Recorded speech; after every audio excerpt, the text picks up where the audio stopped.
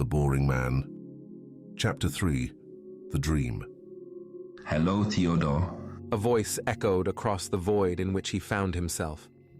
A faint glimmer of light gradually enveloped him, revealing a vast metal chamber adorned with enigmatic markings and panels. The surroundings were alien to him, filled with incomprehensible circuits and devices. "Who are you? Why are you taunting me?" Theodore demanded, his confusion mounting. To his surprise, the response this time carried a more human touch, albeit with robotic undertones. I apologize for causing you distress. My response to your earlier question was genuine.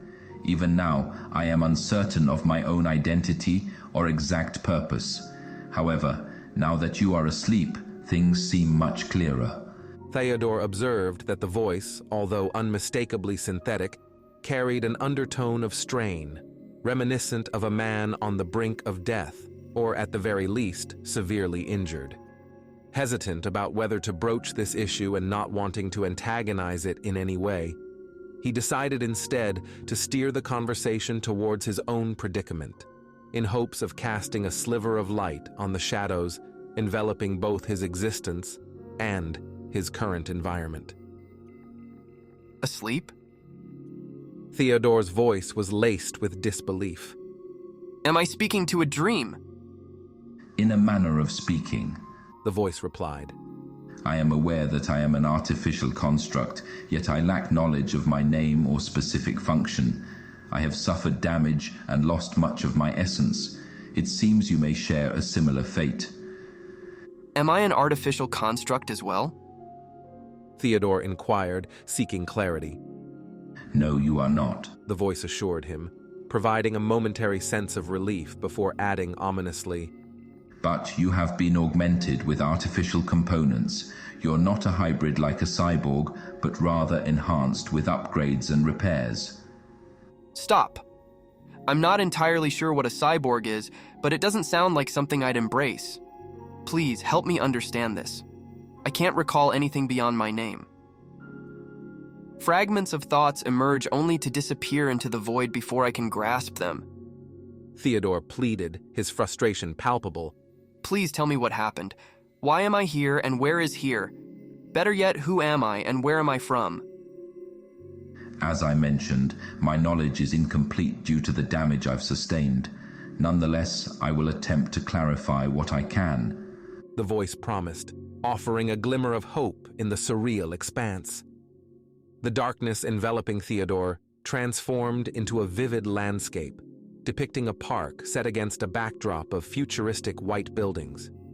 People and aesthetically pleasing cyborgs mingled in small groups, creating a vision of utopia. This is Earth, or at least a memory of it. You are from here. The exact year eludes me, but you are over 640 years old, born roughly 50 years before the singularity. The voice provided. 640 years?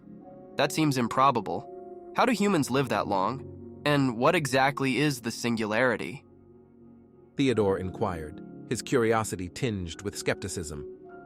Indeed, the typical human lifespan doesn't extend beyond 90 years, and even with advanced rejuvenation, there's a limit to how long your consciousness can remain intact.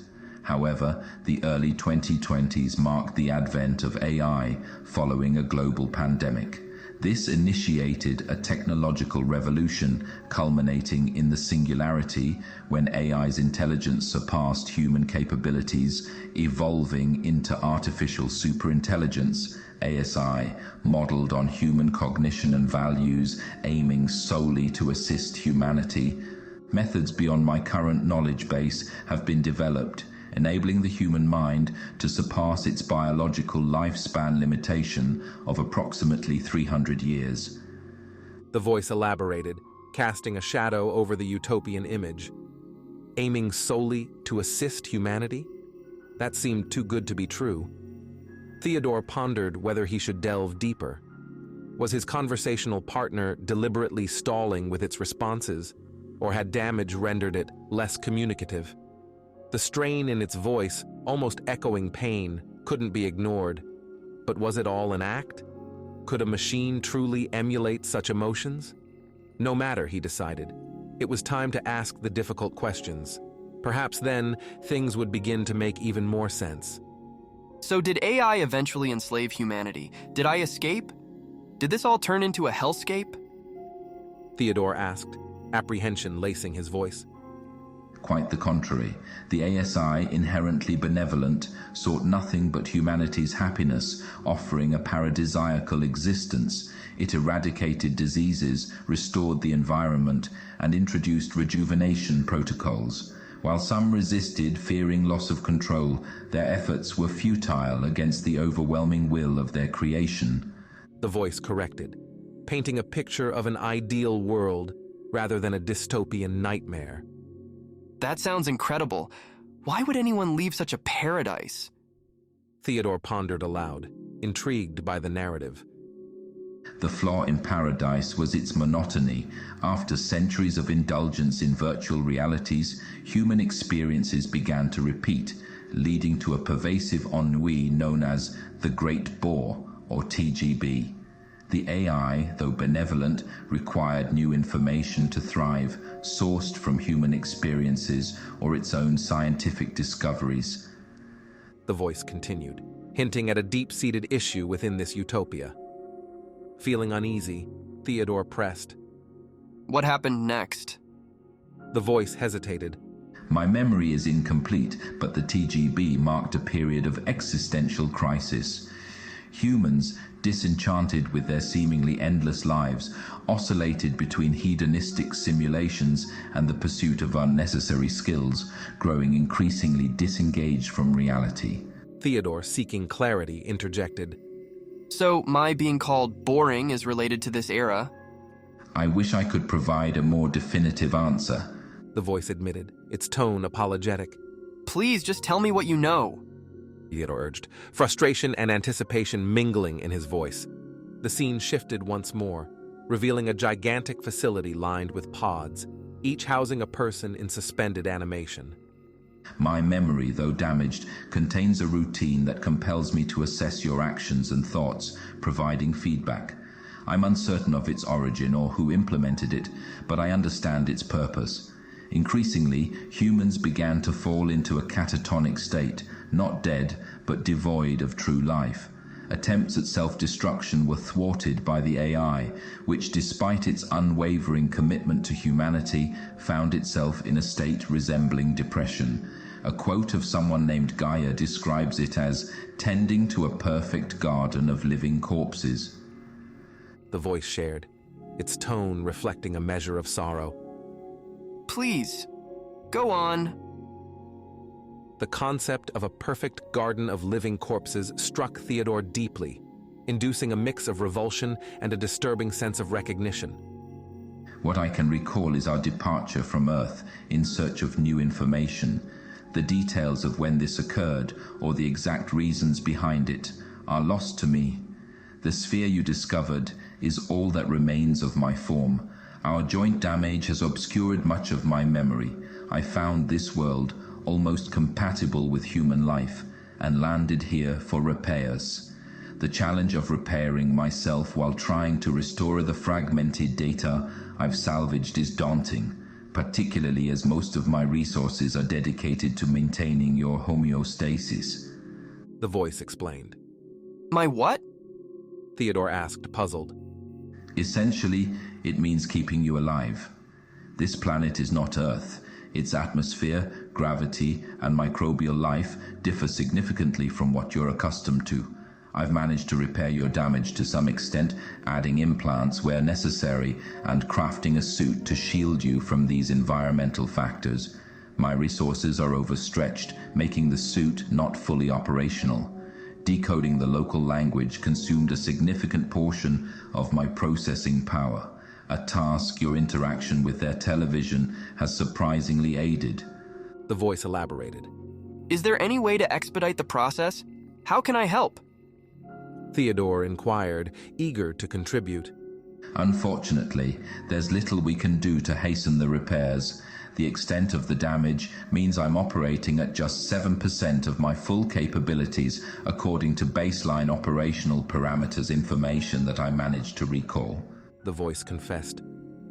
Perhaps the locals could assist us. Theodore suggested, hopeful. Unlikely. The scenery changed once more, this time in orbit around a majestic terrestrial planet. Its surface, a tapestry of sapphire oceans and alabaster clouds, marbled with swathes of topaz land. Theodore was floating in space, yet he wasn't missing the embrace of gravity. Then, the voice countered with a hint of skepticism. Their technology, primitive by some standards, presents significant challenges. There's no sign of a planetary network, and their communication methods are mostly analog with very few digitally encrypted signals. Despite their capability for interstellar travel, their technological approach is perplexingly archaic and incompatible with my systems. This imagery is from when we arrived. It's evident their spacefaring capabilities are expansive, though their design choices seem peculiar from my perspective. It appears even their engines are modular, and the vessels themselves are assembled in a manner dictated either by necessity or maybe the availability of parts. What the voice revealed, even with its explanations, instilled a sense of unease in him. Having no concrete reason to doubt its truthfulness, something about it just didn't sit right. Considering the aliens' advanced capabilities, demonstrated by their construction of colossal spaceships, it stood to reason they could offer some form of help. I still believe it's worth exploring. They might offer insights or assistance. Theodore insisted. Improbable. The voice responded, tinged with sadness. They appear unaware of humanity's existence. Their grasp of technology and its depiction in the media would clearly be different if they had made contact with Earth. Unfortunately, there is also another issue.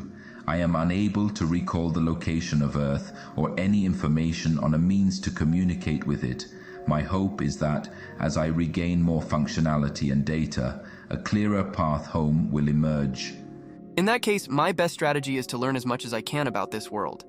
It may prove valuable once we find a way back. Theodore concluded, finding a new sense of purpose. You should rest now. Maintaining this form of communication is resource-intensive, and I'd prefer to focus on recovery. Let me help ease your mind into a more relaxed state. The voice suggested gently. Should he even inquire about its meaning? He had been feeling sleepy for a while now. Is it even possible to feel sleepy while asleep? Perhaps it was the overload of new information. Despite the unexpected nature of this conversation, it had lent a glimmer of coherence to his predicament. Though the gap in his knowledge was vast, he now felt more grounded in himself than upon waking. All right, that sounds best. Please keep me informed of any developments. Theodore agreed, ready for rest.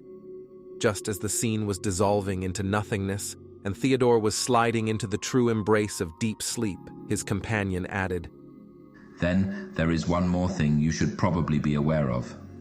I believe you are the first human to ever make contact with extraterrestrials.